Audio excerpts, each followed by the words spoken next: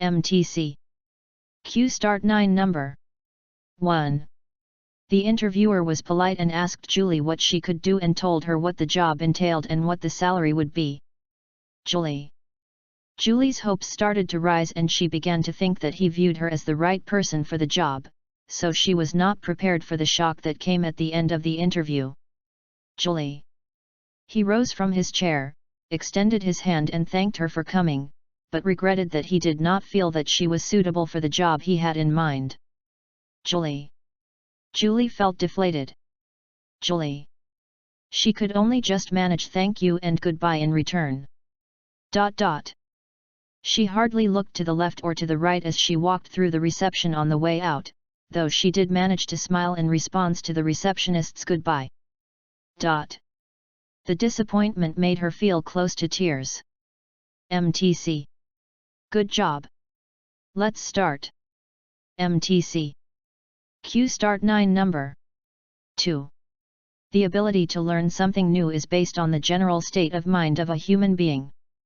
It does not depend on special talents, nor does it operate only in special fields, such as science, art, music, or architecture.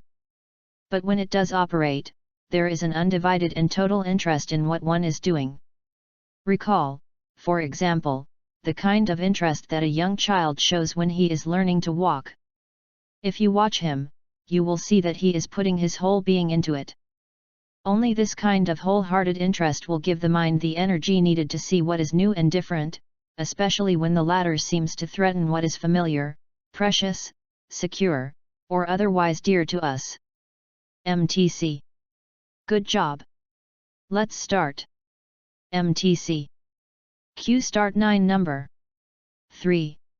The graph above shows the U.S. home sales to foreigners in 2007 and 2012. 2007-2012.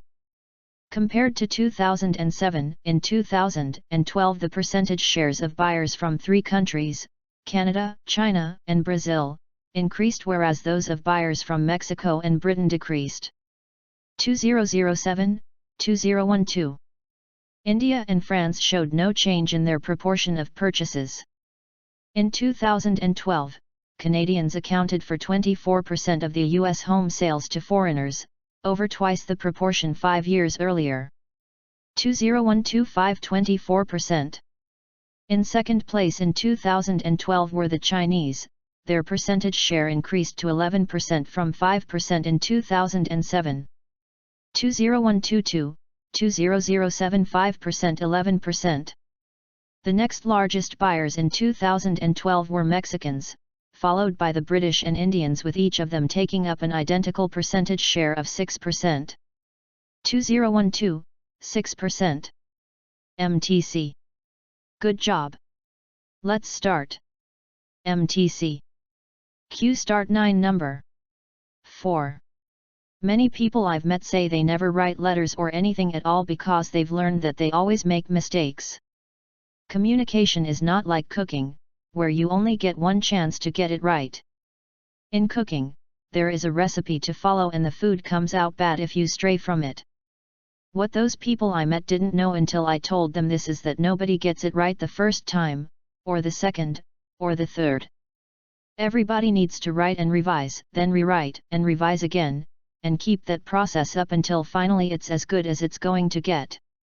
The secret to writing letters, speeches, or any planned communication is to work at it until you have revised the whole thing at least 7 times.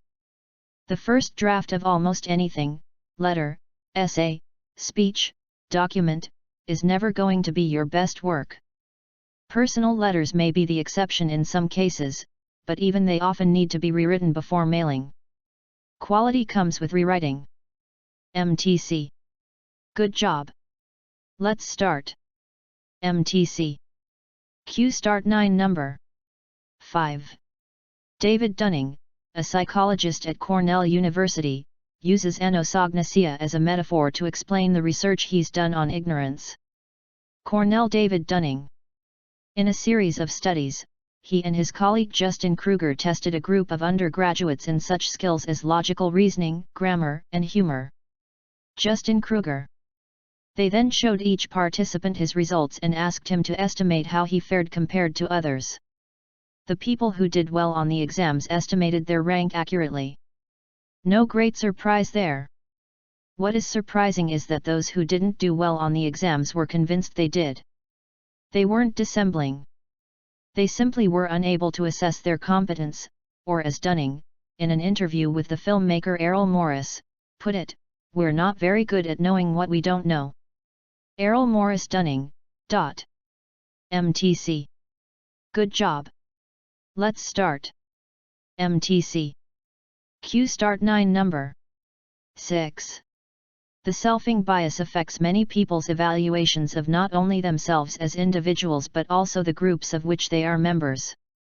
For example, in one early study, Hastorf and Cantrell examined individuals' judgments of penalties committed during a football game between Princeton and Dartmouth.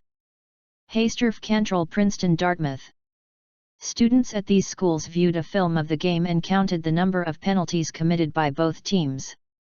Princeton students saw the Dartmouth team commit twice as many flagrant penalties and 3 times as many mild penalties as their own team.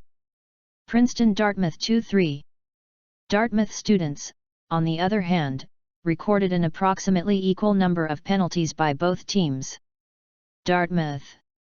While the truth probably lies somewhere in between, the researchers concluded that it was as if the two groups of students saw a different game.